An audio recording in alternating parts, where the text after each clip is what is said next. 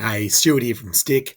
Just a quick video to run you through our April 25 update, starting with a change to the way you navigate between jobs.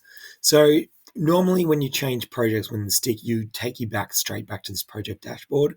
However, now we've made a bit of a change there. So, for example, if I'm in the contracts area here for this particular job and I go to change projects, what happens here is it'll actually take me to the same contracts area of that new job. So just making the things a little bit more streamlined. So as you change jobs, it'll just keep you in that same spot.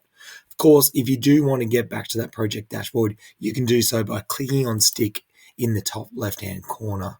So just to change the way the software navigates. Also, as part of this update, we have a brand new feature found under the files area called Document Inbox. Now, just take one step back here. Clicking on your settings and going to company and users is where you can give users access to this new feature. So under company and users, you'll be able to go there, select whoever the person is, go down here, and you'll see there's an area there under files with document inbox. Just simply clicking on that and saving will give someone access to this document inbox screen here.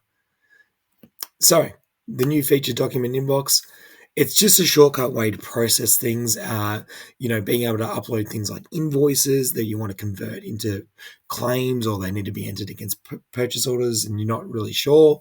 It's basically a way you can get all these documents in there and then quickly process them from there. And I'll walk you through now how that actually looks and works. So basically on screen here, you'll see a list of any documents you've uploaded with, the dates, the amounts, who's by, and the status of whether they've been processed or not processed. You've also got some filtering options here, filter by status and filter by date range. And then you just got a button here where you can add a document. So you would simply click add a document, add in a document date, a document reference number, the amount, and be able to add that attachment and just create it into that inbox. So basically adding it to this inbox list. Now over here where it's got the file names, you can click on any of these PDFs to actually open them and view them.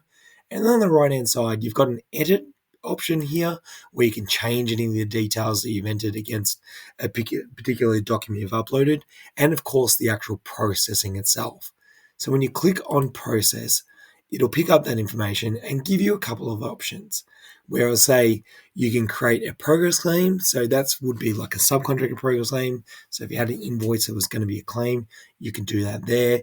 You can create just a new order, so a new invoice there. So if there's no purchase order for an invoice or something, you can just go directly and add that invoice in. Or you can create an invoice against an existing order. So create an order and add an invoice there. So for example, if I click on create an invoice to an existing order, it's going to give me a list of the purchase orders in the system already there. I can select the one that's applicable, click create invoice, and it will take me straight there, bring across that attachment, add any details in already I've done, and then I can go and just process that invoice there. So just a way that you can upload and quickly do that.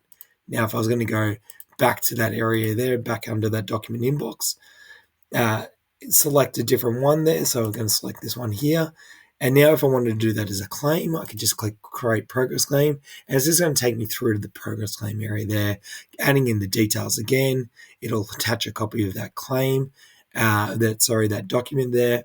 And then I can just select whoever it's for and say, yep, it's for this one here, and go through and process there. So basically it's a way you can upload all these documents. You might want to come back and process them later. You can group them all together and quickly go through and process them all. There's also been a change to the purchase order screen here, where now we have a couple of additional columns that have been added. We've got, we had our amount, tax, and total columns here in the purchase order, so you can see that information there, but we also now have invoiced and balance. So you'll be able to see for any purchase orders how much is actually being invoiced, what the balance amount is, there's totals and things like that. So just a bit of additional information there on that purchase order screen. In this area too, under account sync, we do have a new option as well. So say if you've got error messages or there's been an error with the sync, when you click on that, we now have a force resync button. So previously you'd have to go back and mark something as not approved and approve it again to resync something across to either Xero or MYOB. Now you can bypass that process And you can just click Force Resync, and that'll take care of that for us. Additionally, under labor, we've got some changes too in the timesheets area.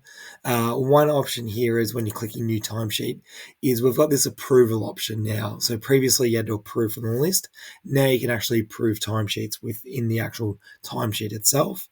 And the other option we've got here, so if I put in like say a date for a timesheet, when I go do a timesheet breakdown, I've actually got the date option here as well.